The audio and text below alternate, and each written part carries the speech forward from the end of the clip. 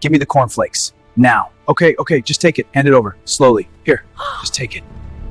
The fluorescent lights hummed softly in the grocery store on a quiet Tuesday morning. Robert Hayes stood in the cereal aisle, his 7-year-old daughter, Emma, tucked close beside him. At 52, Robert had learned that the simple act of shopping for breakfast could hold more meaning than most people realized. It had been 3 years since his wife passed. And these small routines, stoozing cereal, picking out milk, deciding between wheat or white bread, had become their anchors. Robert Waugh was a man of average height, with kind eyes that crinkled at the cornice, his dark hair showing distinguished threads of gray. He wore a simple red t-shirt that morning, comfortable and unpretentious. Emma had inherited her mother's dark hair and thoughtful expression, and she watched the world with a quiet wisdom that sometimes surprised him. "Dad, can we get the cornflakes?" Emma asked, pointing to a box on the middle shelf. Robert smiled and reached for it. "Of course, sweetheart." That's when everything changed. A man in a dark jacket appeared at the end of the aisle. His face was shadowed, his movements erratic. Before Robert could fully process what was happening, the man pulled out a gun and pointed it directly at them. His hand trembled, and his eyes darted around wildly. "Nobody move," the man shouted, his voice cracking with desperation. Further down the aisle, a woman in an elegant black dress froze, her eyes wide with shock. She had blonde hair styled perfectly and carried herself with the polished confidence of someone accustomed to boardrooms and business deals.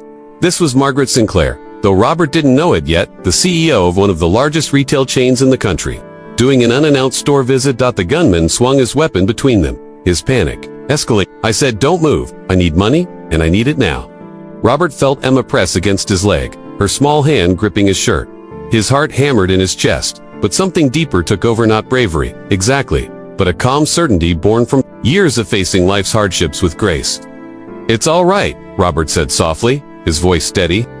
He slowly lowered himself to one knee, placing the cereal box on the floor, making himself less threatening. "Nobody wants trouble here." The gunman's eyes fixed on him with wild intensity. "Don't move, or she dies," he screamed, waving the gun toward Margaret. Robert noticed what others might have missed, the man's hands shaking uncontrollably, the tears streaming down his face, the desperation that spoke of something deeper than criminal intent. This was a man at the end of his rope. "I can see you're hurting," Robert said gently, his tone the same one he used when Emma had nightmares. It happened, whatever's brought you here. It doesn't have to end this way." The gunman's face contorted. "You don't know anything about me." "You're right, I don't," Robert acknowledged. "But I know that, look. I've been there, not exactly where you are, but I've known what it feels like when the world closes in, and you can't see a way forward." Margaret watched in stunned silence as this stranger in a red t-shirt spoke to an armed man with the same patience a father might show a troubled child. The gunman's gun hand wavered. "I lost everything. My job, my apartment, my kids don't even talk to me anymore." Robert nodded slowly, understanding flooding through him. "That's a heavy burden. Losing what matters most, I understand that more than you know." Emma remained perfectly still beside her father, her trust in him absolute. "3 years ago, I lost my wife," Robert continued, his voice quiet but clear. "Cancer. And there were mornings I didn't want to get out of bed. Nights when I thought the pain would never end, but I had this little one depending on me." He gently touched Emma's shoulder. She needed her father, even when her father felt broken. The gunman's shoulders began to shake, his face crumpling. "What's your name?" Robert asked. "David?" the man whispered, his voice barely audible. "David, I'm Robert. This is Emma. And whatever you're facing right now, hurting people won't fix it. It'll only add to your pain. And trust me, you're already carrying enough."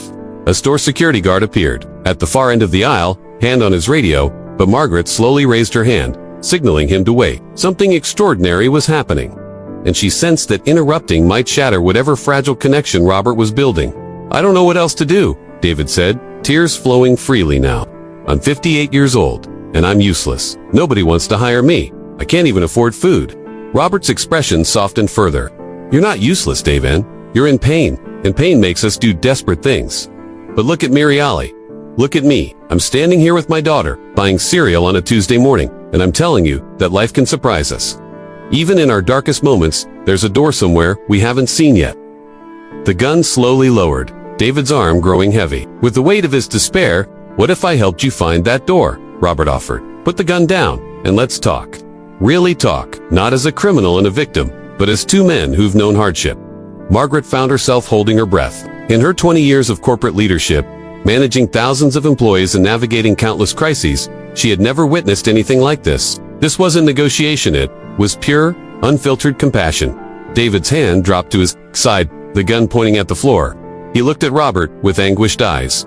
"Why would you help me? I just threatened you and your daughter." "Because I see a father who's lost his way," Robert replied simply, "and because somewhere along the line, someone showed me kindness when I needed it most." That's how it works. David, we pass it forward.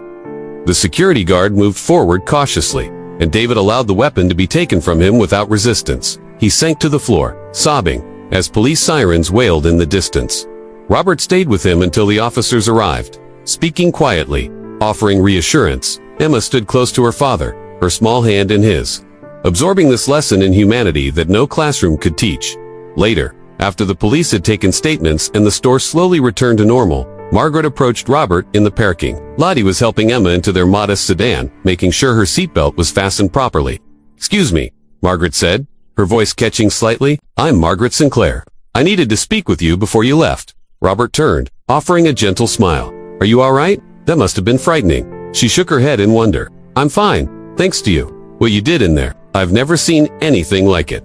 The calm, the compassion, where did that come from? Robert glanced at Emma, who was watching through the car window. Life has a way of teaching us what matters. When you've faced real loss, when you've had to rebuild from nothing, you learn to see people differently.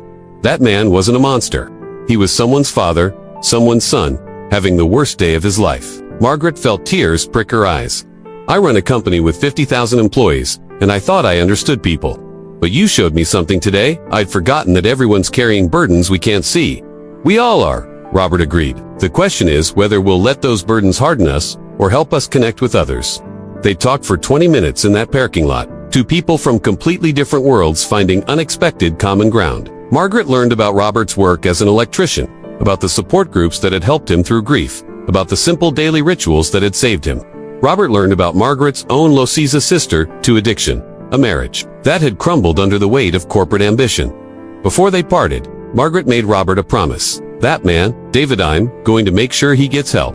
Real help. Counseling, job placement, assistance, whatever he needs. You showed me today that kindness isn't weakness. It's the strongest thing we have." Robert nodded, his eyes warm with approval. "That's good. Everyone deserves a second chance." As Robert drove away with Emma chattering beside him about breakfast plans, Margaret stood in the parking lot, watching their car disappear. She pulled out her phone and began making calls to her head of human resources, to her foundation director, to a therapist she knew who specialized in crisis intervention. The story spread, though not in the way these things usually do. Were no viral videos, no social media frenzy. Instead, it moved through quiet conversations and deliberate actions. Margaret restructured her company's approach to hiring older workers. She created a crisis fund for employees facing financial emergencies. She began each board meeting not with profit reports, but with stories of human connection. And David, 2 months later, he sent Robert a letter. He was working again, volunteering at a food bank 3 days a week. He'd reconnected with his youngest daughter. The road was still difficult, he wrote, but he could see the door Robert had talked about. Robert read the letter to Emma one evening, her head resting against his shoulder. "See, sweetheart, this is why we always choose kindness. You never know whose life you might change. Like you changed mine, Daddy." Emma asked, her voice soft. Robert hugged her close, his heart full. Like we change each other's, every single day. In a world that often moves too fast, that celebrates strength over vulnerability and success over compassion, Robert Hayes reminded everyone who heard his story that the greatest power we possess is our humanity, our willingness to see each other's pain and respond with grace. That's a lesson that never grows old, no matter how many years we carry.